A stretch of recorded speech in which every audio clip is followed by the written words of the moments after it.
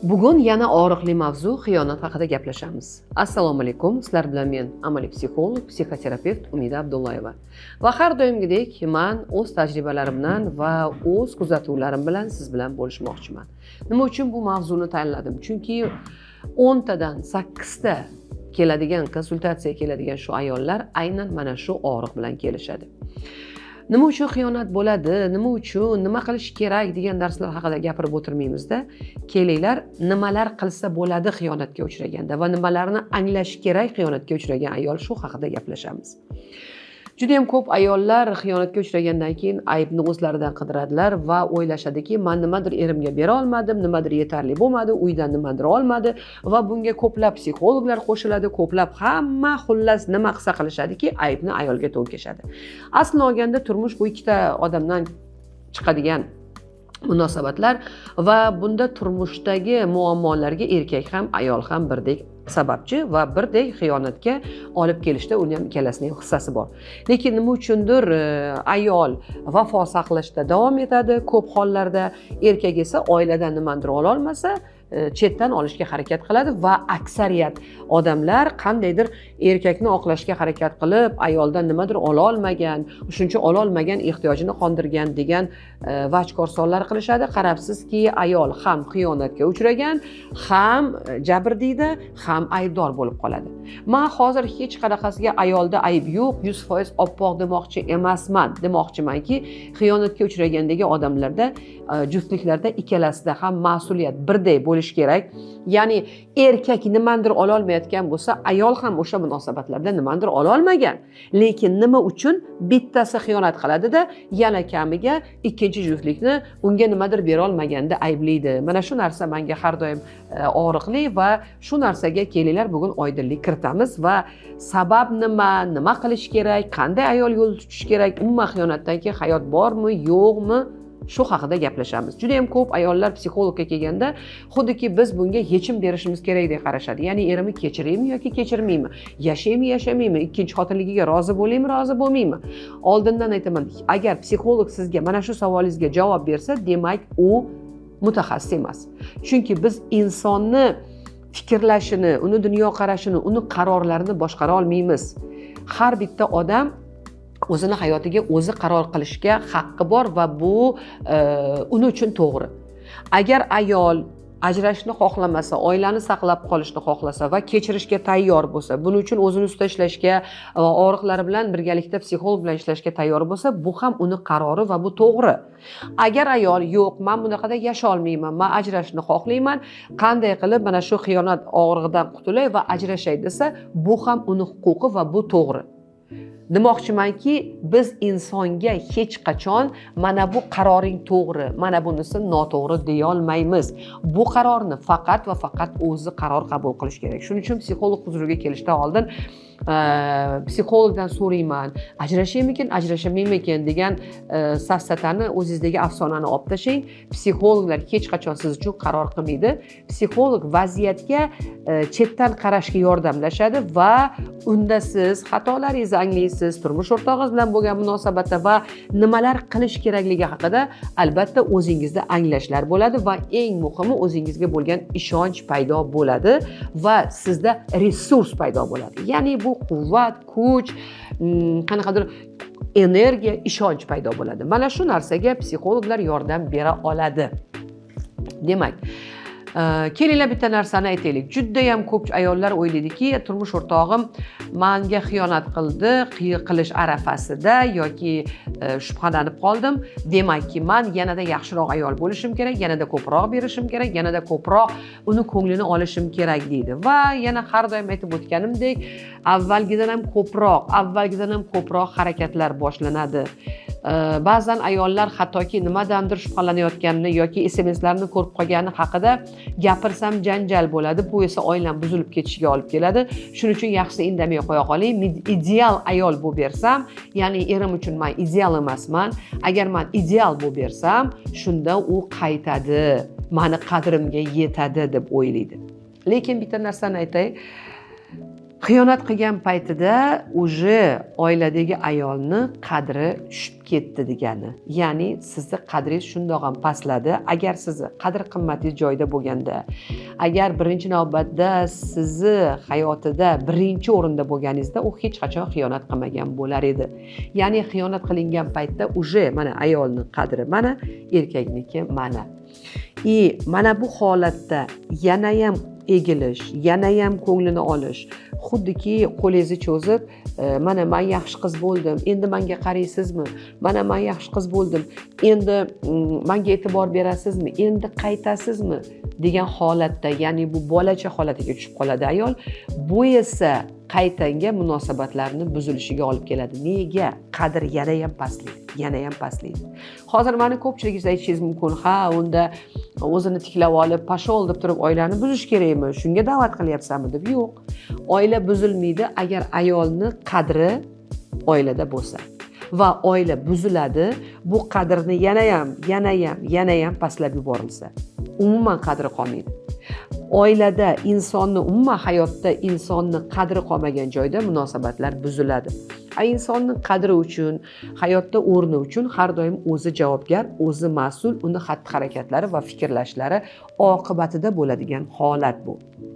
Juda ham ko'pchilik oilalarda aynan mana shu xiyonatdan keyin yana ham qulayroq bo'lish, yana ham egilish, yana ham o'zini oyoq osti qilishni tagida qo'rquv turadi. Ya'ni yo'qotib qo'yish qo'rquvi. Bunday holatlarda ayol xuddiki erkakka qo'l oyog'iga kishan bo'lib yopishib oladi va nimaiki qilishga tayyorman, faqatgina bizni tashlab ketmasangiz mayli degan holatda bo'ladi. Buni ko'pincha ayollar oqlaydi o'zini, bolalarim uchun oilani saqlab qolmoqchiman, bolalarim yetim qolmaslik uchun va oila muqaddas bo'lgani uchun deydi. Lekin aksariyat hollarda bunday oilalarda borib egilish va oxiri portlash bo'ladi.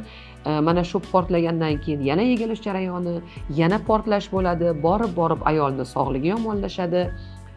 Yuragi kasal bo'lishni boshlaydi, davleniya oshishni boshlaydi, sahrga uchrab qoladi ayollar. Chunki tashqaridan oilani saqlab qolganday tuyuladi, tashqaridan go'yoki janjal bo'lmaydi, go'yoki ichiga yutadi, lekin ichkarida bo'layotgan g'alayon, doimiy qadrsizlik, doimiy ichidagi alam, og'riq ayolni ichidan yeydi.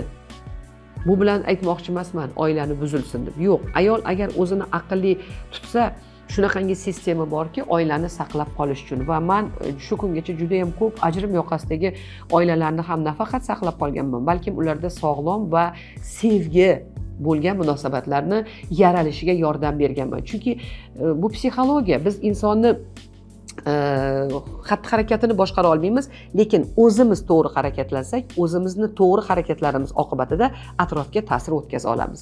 Biz erkakni kimga uylanishini, kimni yaxshi ko'rishni yoki kimni yaxshi ko'rmasligini yoki oilasiga majburlab qaytara olmaymiz. Biz bunga javobgar emasmiz. Biz o'zimizni mana shu bizga bo'lgan munosabatga qanday reaksiya bildirishga tanlashga egamiz. Ya'ni ichimizga yutamizmi yoki buni muhokama qilamizmi yoki boshqa yo'lni tanlaymizmi yoki boshqacha yana yo'llar bor. Vaziyatga qarab agar biz to'g'ri qadamlar qo'ysak, oila nafaqat saqlanadi, balkim unda sevgi va oldingi sog'lom munosabatlar tiklanadi. Aynan mana shu xiyonatlar psixoterapiyasi deb ataladi va bunda mutaxassis yordami juda ham muhim. Yaqindagina bir ayol keldi meni oldimga, где-то bir oycha oldin keldi. U aytdiki, juda ham men oilada qadrsizman, erim ishxonasida boshqa ayolni topib olgan, uyga keladi, vazifasini bajaradi, 3 ta farzandim bor, borib kelmay qo'ydi. Men ozgina gaplashdim, xafa bo'ldim, arazladim. Erim aytdiki, agar men senga kerak bo'lsam, agar ta'minlashimni xohlasang, bolalarni yetim qilishni xohlamasang, shu mavzuni yop. Men mana kelib turibman, xabar olyapman, boshqa qilyapman, sabr qil, hammasi yaxshi bo'ladi dedi. Ayol bu temaga zapret olgandan keyin bir gapirdi, ikki gapirdi, qarasa katta janjal bo'lyapti va ayolni gapirganidan keyin erkak 2-3 kunlab kelmayapti. Tabiiyki, himoya qilish mexanizmi ishlaydi va ayol indamaslikni afzal ko'radi. Go'yoki tashqaridan jimjit, go'yoki yaxshi, yana unga bir ikkita odam o'rgatadi. Davay mana bunday qil, mana bunday qil, mana bunday qil. Va ayol aksincha ichidagi og'riqni ichiga yutgan holda o'zi xohlamasa ham jinsiy yaqinlikka moyillik bildirishga, o'zi xohlamagan paytda ham unga yoqadigan ishlarni qilishga, ya'ni butun hayot markaziga erkakni o'tkazib qo'yadi va uni hayotidan maqsad faqat mana shu kurash jarayoni bo'ladi. Xuddiki kurash boshlanadi. Men zo'rroqmanmi? Ko'rib qo'yman qanaqa yaxshiligimni, qadrimga yeting, mana qanaqa yaxshiligimni qarayman, hattoki bilib turib ham indamayman. Qayerdaligingizni ham so'ramayman. Men har tomonlama mukammal ayol bo'laman. Mani qadrimga yeting. Lekin munosabatlar buzilishda davom etadi. Shu ayol menga kelgandan keyin men unga aytdimki, men o'zim mashhur uchburchakni chizib berdim. Mana uchburchak boshida erkak o'tiribdi. Bu yoqda ayol, qonuniy ayoli, bu yoqda esa o'sha ishxonadagi jazmani. Har bitta insonni o'zini ehtiyojlari bor. Biz u bilan ko'rib chiqdik. Mana ayolni beradigan erkakning qaysi ehtiyojlari ayoldan qonadi. Birinchi o'rinda bu status, ya'ni oila degan jamiyatga ko'rsatadigan statusi. Mana meni oilam deganda ayolini ko'rsatadi. Farzandlari, uyim, joyim deganda bu yoqni ko'radi. Ya'ni bu xavfsizlik, bu shaxsiy hudud, bu g'amxo'rlik, bu itoat, bu har zamonda bo'lsa ham jinsiy yaqinlik, bu ota-onalik ehtiyoji bu yerda qondiriladi. Chunki bu yerda farzandlar bor. Bu tan olinish, jamiyat oldida o'zini mana oilali erkakman degan tan olinadi. Ya'ni ba'zi ehtiyojlar bu yoqda qondiriladi. Jazmani nimalarni qondiriladi? Rang-baranglik, emotsiyalar, u yerda erkinlik bor, u yerda hech qanaqa majburiyat yo'q, u yerda yengillik bor. Ya'ni xuddiki tasavvur qiling, bu osh, non, suv, go'sht, bu yerda esa desert. Lekin erkakka bu yerda eng qulay vaziyat. Nima uchun? Chunki ehtiyojlarini ko'prog'ini bu yoqdan qondiryapti, yetmaganini bu yoqdan qondiryapti. Ya'ni uni hamma psixologik ehtiyojlari to'laqonli ikkita ayol qondiryapti. Kamiga ikkita ayol har doim ko'zga ko'rinmas jang olib boradi. Ya'ni bu ayol ham uni ko'nglidan joy olishga harakat qiladi, avvalgidan 2-3 barobar ko'proq, va tabiiyki bunisi ham uni o'ziga tortib olishga harakat qiladi va bor makrini ishga soladi. Qarabsizki, uchburchak hech qachon ag'anamaydi. U yana ham mustahkam bo'ladi va erkak bu yerda qanchalik qiynaldim degani bilan u eng qulay, eng zo'r vaziyatga o'tirib oladi. Nima qiladi? O'zgartirib vaziyatni. Agar unga qulay bo'lsa, xohlasa bu yog'ini, xohlasa bu yog'ini. Ba'zan bu ayol ba'zan janjal qilgan paytda erkakda vijdon uyg'onadi va ozgina oilasiga yon bosadi, oilasiga ko'proq e'tibor berishni boshlaydi. Ya'ni uchburchak ozgina bu yoqqa qarab og'adi. Shunda buni his qiladi albatta qarama-qarshi tomondagi raqib ham va u ham bor kuchi bilan uni o'ziga qaratishga, avvalgidan ko'ra qiziqarliroq bo'lishga, yana ham qiziqarliroq qilishga hayotini, yana ham ko'proq emotsiyalar berishga harakat qiladi va u ham xuddi shunday kuch bilan tortadi va uchburchak yana joylashadi. Bu munosabatlarda ikkita ayol doim kurashda bo'lar ekan, bu tarafda qanchalik kurashga kuch sarflangan bo'lsa, xuddi shunday qarshi kuch bu yoqdan sarflanadi va bunday munosabatlar hech qachon buzilmaydi va bunda yagona yutadigan odam o'rtada bu erkak. Va bu yerda bu ayol ham jabrdiydi. Bu ayol xohlaydi bunga bergan mehrini, e'tiborini, restoranlarga olib borishini, sovg'alarni, o'ldim-kuydimlarni olishni. Bu ayol esa doim men faqat o'ldim-kuydimga, yengil-yelpi o'yinlarga, restoranlarga, maishatlarga kerakman, lekin el oldida meni tan olmaysan deydi va bu ayolni ham og'rig'i bor. Bu ayol xohlaydi el oldida buni tan olishini, ayolidan voz kechib buni elga ko'rsatishini, ya'ni qonuniy nimalardir qilishni, umuman ochiq-oshkor yashashni xohlaydi albatta. Klassikini aytyapman, agar bu jazman shunchaki jazmanligini tan olsa, unda bunaqalarni xohlamaydi. Ko'pincha ikkinchi ayollikka da'vogar bo'lgan ayollar ham har doim o'zlarini xuddiki birinchi ayoldaqa statuslari teng bo'lishlarini xohlaydilar va bunga bor e'tiborlari bilan, kuchlari bilan qaratadilar va tabiiyki bu yoqda ham mana shu narsa yetishmaydi. Ya'ni bu ayolga mehr, e'tibor, sevgi yetishmasa, bunisiga tan olinish, elga namoyish qilish va o'z o'rnini aniqlab olish yetishmaydi. Bu uchburchakda ikkala ayol ham doim baxtsiz, doim quvvatini sarflaydi, ikkalasi ham ehtiyojlarini qondirishga harakat qiladi va ikkalasi ham erkak uchun kurash olib boradi. Kurash bor joyda hech qachon g'olib bo'lmaydi. Bu ikkalasi ham doim qiynalib yashaydi. Mana shunday uchburchakda yashaydiganlar juda ham ko'p, yillab davom etishi mumkin va bu juda katta quvvatni so'rib oladigan munosabatlar bo'ladi. Bunisi ham borib o'zini hayotda o'rni, o'zini qiziqishlari, o'zini intilishlari esdan chiqib qoladi. Ularning yagona maqsadi mana shu jangda g'alaba qozonish va o'zini o'rnini muhimroq ekanini aniqlash, tan oldirish jangi boshlanadi va bu ko'pincha kasalliklar bilan tugaydi. Nima qilish kerak? Mana shu ayolga men aytdim, birinchi qiladigan ishingiz jangdan voz kechasiz. Bu uchburchakdan chiqasiz. Ya'ni kurashni, tekshirishni, o'zingiz yaxshiligingizni isbotlashni, uni mehrini qozonishga intilishni, ko'nglidan yo'l olishga qiziqishni va mana shu o'zingizni oyoq osti qilishni, tinimsiz urishni yoki tinimsiz tilanishni, yalinishni, arazlashni bas qilasiz. Butunlay bu jangdan voz kechasiz. Jang bor joyda hech qachon g'olib bo'lmaysiz. Siz borib kasal bo'lib qolasiz. Bu ayol aytdi, "Ha, haqiqatan ham kasalman. 3 yildan beri davom etadi bunaqa munosabatlar. Men haqiqatan ham oxirgi paytlar juda ham ko'p kasal bo'ladigan bo'ldim. Bolalarimga ham qaragan vaqtim yo'q. Fikri, xayolim qayerda ekan, nima qilyapti ekan? Balkim u bilan u yerdadir, bu yerdadir, bu yerdadir." Men unga aytdimki, men sizga o'rgataman. 1 oylik shunaqangi qadam-baqadam dasturim bor, xiyonatdan chiqish dasturi. Agar shuni men to'g'ri aytgandek, men bilan birgalikda qilsangiz, siz nafaqat oilangizni saqlab qolasiz, balki munosabatlaringiz yaxshilanadi, sog'lig'ingiz qaytadi, kayfiyatingiz yaxshilanadi va hayotingizda rang-baranglik paydo bo'ladi. O'z hayotingiz bilan yashashni boshlaysiz. Bu ayol zo'r, roziman dedi, lekin negadir yo'qolib qoldi.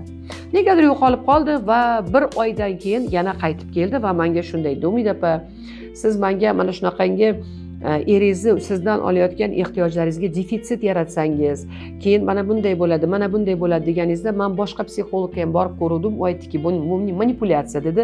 Shuning uchun bu manipulyatsiya erkakka nisbatan mumkin emas bunaqa. Undan ko'ra mana bundoq qiling, mana bundoq qiling, qiziqarli bo'ling, ko'nglidan joy oling, jinsiy aloqada turli xil o'yinlarni o'rganing, yengil bo'ling, ya'ni bor kuchingizni eringizni mehrini qozonishga va oilangizni qaratishga qaytaring" deb aytdi. Menga bu aqllidek tuyuldi. Go'yoki men siz aytganingizga quloq solsam, defitsit yaratsam, haqiqatan manipulyatsiya bo'lib qolsa, manipulyatsiyani ortidan yaxshilik emas deb tushuntirgan o'sha hamkasbim. Bu ayol buni aytganini afzal ko'rdi va shu usulni qo'llab ko'rdi. Lekin bu usul ishlamadi. Oxir oqibatda yana ham og'riqli, yana ham odam egilgan sari qadri qolmaydi, yana ham ko'proq undan talab qilishni boshladi. Borib 2 kun kelmasliklari 1 haftaga aylandi, 1 hafta kelmasliklari butunlay kelmasliklarga aylandi va oxir oqibat bu yo'l yaxshilikka olib kelmasligini, u xohlagan munosabatga chiqolmayotgani, kamiga ustiga ustak yana ham ko'proq kasal bo'lishni boshlaganini bilgandan keyin u yana meni oldimga keldi, murojaat qildi va biz u bilan kelishgan holda, men har doim kelishib olaman, men bilan sporlashmaysiz, menga aqlligingizni ko'rsatmaysiz, menga aytganlarimni qilasiz, men tushuntiraman, o'rgataman, doimiy aloqada bo'lamiz va siz bilan mana shu sog'lom munosabatlarni quramiz va eng birinchi biz qiladigan ishimiz mana bu munosabatlardagi ayolni qadrini tiklashdan boshlanadi. Inson o'zini o'zi qadrlamaguncha u hech kimga qadrli bo'lmaydi. Uni hayotini markazida boshqa odam bo'lib qolsa, boshqa odamga yoqish uchun harakat qilsa, boshqa odamni ko'nglini olish uchun intilaversa, u o'zini ko'ngliga doim jim, chida, og'zingni yum deydi. Bu tasavvur qiling, ichingizda qalbingiz yig'lab turadida, og'riq turadida, sizni og'zini yopasizda tabassum qilishga majbur qilasiz va bunaqasi ketmaydi. Xullas shu ayol bilan biz qadamma-qadam ishladik. Erkakka defitsit yaratgandan keyin oilani saqlab qolish maqsadi bilan qilinadi. Chunki bu defitsit deganda butunlay gaplashmay qo'yish, joyini teskari qilib olish yoki boshqa uyga ko'chib chiqishlik nazarda tutilmaydi. Mana shuni tushunmagan hamkasbim mana shu ayolga noto'g'ri maslahat berdi debdi, lekin men doim to'g'ri maslahat beraman. Defitsit yaratish deganda erkak kishi uchun eng muhim ehtiyojlari mana bu oila beriladigan ehtiyojlarda bir muncha yetishmovchilik yaratish, emotsional uzoqlashish nazarda tutilgan edi. Butunlay teskari qarash, gaplashmay qo'yish emas. Emotsional uzoqlashish degani, men butun diqqatimni endi erimni kurashishiga, uni ehtiyojlarini qondirishga emas, men hayotimda o'zimni quvvatimni tiklaydigan qiziqishlarimga, hayotimni rang-barang qilishga, hayotimdagi bo'shliqlarni to'ldirishga diqqatimni qarataman. Men ilgari resursni, ya'ni kuch-quvvatni, serotonin, endorfin, dopamin kabi gormonlarni faqat erim bilan bo'lgan munosabatlardan olganman va o'zimni faqat unga kerak bo'lganimdagina kerakli his qilganman va sevimli his qilganman. Endi esa men shuni o'rniga qanaqadir zapasnoy variant yarataman. Bu degani, men masalan bu ayol bilan raqsga qiziqar ekanlar, milliy raqsga qatnashdi boshladik. Yana Qur'on o'qishga qiziqar ekanlar, anchadan beri tashab qo'ygan ekanlar. Mana bunga qaratdik. Bu ayol aytdiki, men ko'pincha kechqurunlari juda ham yolg'iz qolaman, ayniqsa shom paytida men hech qayerga sig'may ketaman. Biz mana shu qiziqishlarini aynan kechqurungi shom paytiga mo'ljalladik, chunki yoshlari shunga mos edi. Shunaqa bo'ldiki, biz 20 kun davomida shom paytlarini qiziqishlari bilan, dugonalar bilan uchrashuvlar, qanaqadir suhbatlar, Qur'on o'rganish, qaysi kuni raqs, qaysidir kuni suzish, mana shunaqa narsalar bilan har oqshomlarini to'ldirib chiqdik. Bu ayol aynan o'ziga eng og'riqli bo'lgan paytda mana shu yetishmayotgan resursni, ya'ni gormonni shu qiziqishlardan olishni boshladi. Boshida albatta bu ozgina irodani kuch kerak bo'ladi. Buning uchun men terapiyalar beraman, unga kerakli maslahatlar berib turaman. Ikkilanishlar bo'ladi, ortga qaytishlar bo'ladi, qo'rquvlar bo'ladi, chunki uchburchakdan chiqqan paytingizda boshida erkak kishi xursand bo'ladi, ya'ni doim nazorat qilgan, uning uchun kurashgan ayol birdaniga uni tinch qo'yib, o'zini hayoti bilan shug'ullanishni boshlasa, Xudoga shukr, qutuldim deydi. Xursand bo'lganini ko'rib, ayollarda qo'rquv boshlanadi. Men bu holatdan chiqsam, kurashni to'xtatsam, u tortib oladi-ku degan qo'rquv aynan bizni yana kurashga kirishimizga majbur qiladi, lekin bu o'tadigan jarayon. Chunki siz o'zingizni hayotingizni qurishda, o'zingizni qiziqishlaringizni qurishda, o'zingizni hayotingizni, sog'ligingizni, hayotingizni, diqqatingizni markazga qo'ygan paytingizda bu o'zgarishlar sekin-sekin juftingizda aks etadi. Ya'ni unda avval xursandchilik jarayoni bo'ladi, keyin hayronlik jarayoni bo'ladi, keyin jahl, keyin qo'rquv, keyin yarashishga harakat qilish, qaytarish, keyin yana jahl, keyin anglash. Bu etaplardan erkak kishi har doim o'tadi va bu etaplarning o'ziga xos ko'rsatkichlari bor. Mana shu etaplardan o'tayotganda qaysidir etapda jahl qilish, ayblash boshlanadi. Birortasini topib olganmisan, nima qilyapsan, san vobshe oilaga ishing yo'q. Mana shunday paytlarda juda ko'p ayollar yana avvalgi holatga qaytib qoladi. O'ylaydiki, bo'ldi, men erimga qadrli bo'ldim va hammasi tiklandi deb. Lekin bu unaqa emas. Biz hammasini oxirigacha o'tishimiz kerak. Buni maxsus ko'rsatkichlari bor. Qachonki oila butunlay tiklanadi va ayolning qadri tiklanadi, qachonki erkak переосмысление, qayta anglash bo'lib, oilasi kerakli ekanligini, mana shu oilasi uni hayotida bu oilasi bergan narsani boshqa hech qaysi ayol to'ldira olmasligini anglaydi, his qiladi, tushunadi va qabul qiladi va bu haqida gapirishga tayyor bo'ladi. Mana shu etap переосмысление deydi. Shungacha biz ayol bilan doimiy aloqada bo'lamiz. Qayerlardadir nima deb javob berishni, qanday gapirishni, aybnomalarga nima deyishni hammasini o'taymiz birgalikda. Va Xudoga shukr, mana shu ayolimiz 1 oy, 1,5 oylik terapiyadan keyin hozirgi kunda turmush o'rtog'i nafaqat oilaga qaytdi, balki unga gullar, sovg'alar, xuddiki yoshligimizdagi sevgimizga o'xshaydi. Doimiy qo'ng'iroq qilishlar, u yoq bu yoqqa birgalashib borishlar va hattoki meni shogirdlik kursimga o'zlari pul to'lab, mana shunaqa narsalar bo'ldi. Xudoga shukr, bizning terapiyamiz hozirgi kunda zo'r natija berdi. Shuning uchun ayollar, bitta narsani aytib o'tay. Har doim xiyonatga uchraganda biz hammadan maslahat so'raymiz va hamma o'zini bilganicha aytadi. Kimdir aytadi, bor yo'qol degin, o'zing bilganingni qil deydi. Ba'zi bir do'stlar aytadiki, sen ham xuddi shunaqa javob bergin deydi.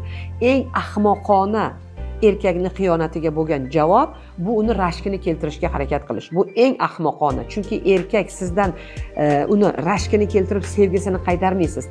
Nabarot, siz uni o'zini sizga nisbatan to'g'ri tutganiga va sizga xiyonat qilgandagi ozginagina vijdonini ham o'ldirasiz. U aytadiki, to'g'ri qilgan ekanman deydi, sizga ishonchi yo'qoladi va bu sizga butunlay tamg'aga aylanadi va nabarot, rashkini keltiraman deb qilgan harakatingiz oilangizni buzilib ketishiga va undan tashqari o'zingizni xulq-atvoringizga, bolalaringizga tamg'a bo'lib qolishi mumkin. Shuning uchun hech qachon xiyonatga xiyonat bilan javob bermang. Bunaqa ahmoqona maslahatlarga umuman quloq solmang.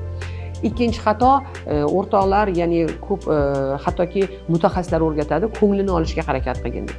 Biz ayollar ko'nglini olish deganda bu butunlay qullikka kirib ketish, pollatda bo'lish, o'zini butunlay unutish deb o'ylashadi va bu ikkinchi xato, ya'niki egilgan sari battar qadrsiz bo'laverasiz. Va uchinchi xato, ko'pchilik ayollar mana meni efirlarimni eshitgandan keyin defitsit yarating degandan keyin bu degani butunlay bu yoqqa o'tib olish, ya'ni umuman gaplashmay qo'yish, boshqa xonaga ko'chib o'tish, uni odam o'rnida ko'rmaslik, butunlay egoizmga berilib ketish. Bu ham xato. Shunaqangi nozik jihatlari borki, buni ekranda, efirda tushuntirib bo'lmaydi. Bu har bitta insonni o'zini gapirish uslubiga, uni lug'atiga, uni temperamentiga mos bo'ladi. Masalan, menga agar derski gapiradigan ayol kelsa, men unga nabarot mana bu yumshoqligini ko'paytirishni o'rgataman. Yumshoq ohangda jostki chegara qo'yishni. Agar nabarot bo'sh bo'lsa, gapira olmasa, yig'layversa, uni kuchliroq va dadilroq gapirishni o'rgataman. Buning uchun maxsus texnikalar bor, maxsus shunaqangi terapiyalar bor. Mana shu narsani to'ldirish mumkin.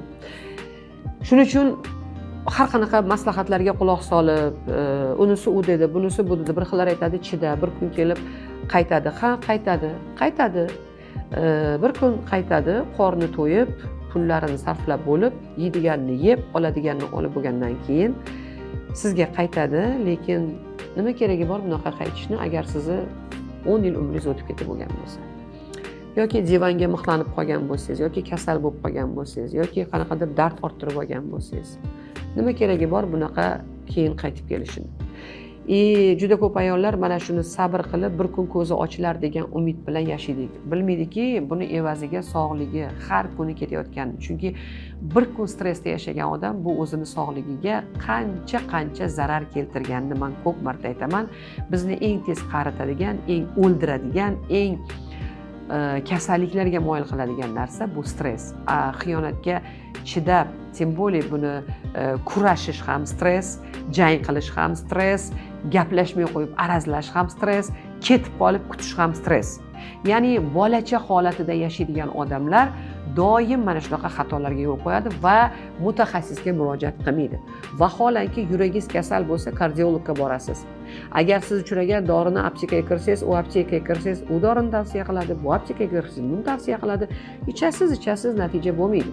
Aynan sizni yuragingizga mos dorini vrach tekshirgandan keyin yozib beradi, to'g'rimi? Kardiologga borasiz. Endi tam buyragingiz og'risa, tam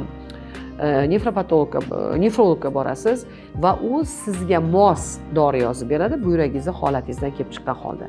Xiyonat ham xuddi shunaqa oilaga tekkan kasallik. Bu kasallik, bu simptom. Erkak va ayolni oilasiga tekkan kasallik.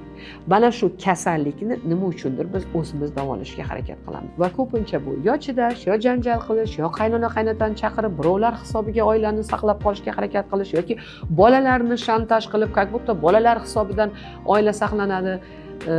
Bunaqada oila saqlanib qolmaydi. Bunaqada erkak ham ayol ham baxtsiz bo'ladi, ikkalasi bir-birini aldaydi. Bunaqada oila faqatki xo'ja ko'rsinga bo'ladi va bunda na erkak na ayol baxtli yoki bo'la olmaydi. Shuning uchun har doim aytaman, agar oilangizga mana shunday xiyonat atalmish dard kelgan bo'lsa, kasallikka chalingan bo'lsa, mutaxassisga boring. Faqatgina mutaxassis oilangizni qaysi darajada kasallanganini, qaysi etapda ekanligini, nima uchun shunga chalinganini va sizni nimadan boshlash kerakligi oilangizni davolashni mana shuni belgilab beradi va sizga yordam beradi va kerakli muolajalarni siz bilan birgalikda qiladi. Faqat bitta narsani aytaman, xiyonatga uchragan ayollar ko'pincha bitta konsultatsiyadan davo topib ketaman. Qanaqadir vaqt degan sehrli tabletka desada, ertasiga как будто konsultatsiyadan chiqsa, oilasida eri birdaniga katta buket bilan ko'zlarim ochildi, seni sevib qoldim dedi, restoranga olib borib, tillalar olib berib, birdaniga hammasi yaxshi bo'lib qolishini kutishadi. Unaqa bo'lmaydi. Yillar davomida bo'lgan buzilgan munosabatlar albatta vaqt kerak bo'ladi. Ha, bu qimmat bo'ladi. Lekin men har doim aytaman, 3 yil, 4 yil yashagan umringizni, sog'ligingizni evazi qancha, puli qanchada o'lchaysiz? agar mana shu 1 oy 1,5 oylik terapiyadan keyin sizni oilangiz saqlanib qolsa, oldingi sog'ligingiz qaytib kelsa, energiyangiz qaytib kelsa, hayotga bo'lgan qiziqishingiz qaytib kelsa, mana bu tushkunlikdan chiqib sog'lom, normalniy hayot kechirishni boshlasangiz, bunga qancha to'lov qilishga tayyorsiz desam, ayollar ko'pincha konsultatsiya narxidan ko'proq pulni aytishadi, lekin men konsultatsiya narxlarim har doim el qatori unaqa dahshatli narx emas, lekin arzon ham emas, chunki bunda yaxshigina mehnat va yaxshigina bilimlar yotadi. Nima demoqchiman? Xiyonatga uchragan bo'lsangiz, oilani to'g'irlash mumkin, kechirish mumkin. Agar kechirishni xohlasangiz, albatta kechira olasiz.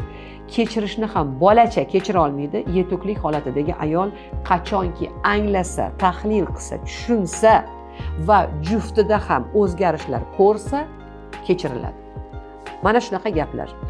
Shuning uchun marhamat, xiyonatga uchragan bo'lsangiz, o'zingizcha shifolanishga, yo kutishga, yo janjal qilishga, yo qarindosh urug'larni chaqirishga yoki qo'ni-qo'shnilardan maslahat so'rashga harakat qilmang. Konsultatsiyaga keling. Хотя бы bir martaga siz bilan razbor qilamiz, birgalashib ko'rib chiqamiz. Shunda o'zingiz anglashlar olasiz. Albatta efir orqali buni yetkazib bera olmayman. Lekin xiyonatga uchragan oilalar agar to'g'ri davolansa, ular yangi pog'onaga ko'tariladi va munosabatlar avvalgidan ko'ra yaxshiroq, avvalgidan ko'ra ishonchliroq bo'ladi. Chunki oila bu krizisdan o'tgan paytda charxlanadi, mustahkamlanadi va toblanadi. Va bunday munosabatlarda erkak ham ayol ham oilani qadrlashga va o'zini qadrlashga o'rganadi va birgalikda sog'lom munosabatlar quriladi.